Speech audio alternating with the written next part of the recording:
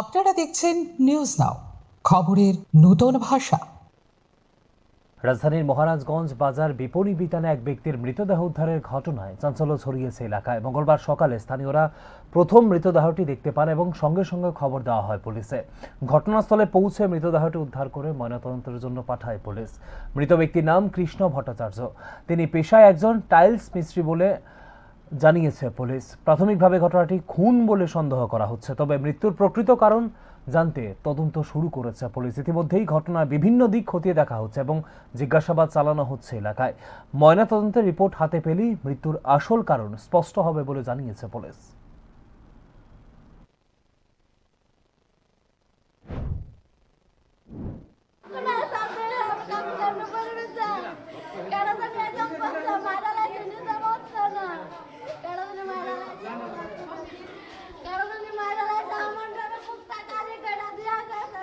কটার সময় বাড়ির থেকে বেরিয়েছিল?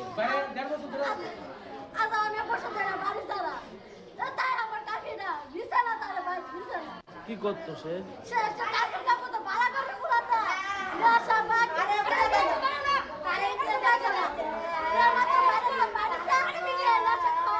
নাম কি তা?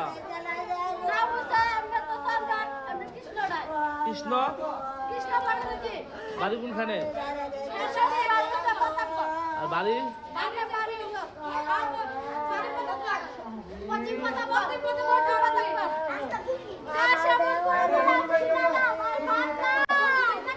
खबर आज ये लाल माटिया जो मार्केट है इसमें खबर मिली कि एक बॉडी मिली है और कुछ इंजरी मार्क भी उसमें दिख रहा है। तो इसके बेसिस पे जो है हमारा ईएसपीएस का जो स्टाफ है वो इधर आया। तो एक व्यक्ति हैं जिनका नाम था कृष्ण भट्टाचार्य जी। तो उनकी बॉडी मिली, लेबर है, 31 साल उम्र उनकी है और रहने वाले हैं वेस्ट प्रतापगढ़ के और यहीं पर लेबर राजमिस्त्री का काम करते थे। इसके अलावा हमारी टीम जो है FSL team plus dog squad भी अभी रास्ते में है, वो आ रहा है और एक दो सस्पेक्ट को भी हमने पिकअप करा है जल्दी। सर अभी तक कोई को पुलिस ने पकड़ा अभी तक कुछ?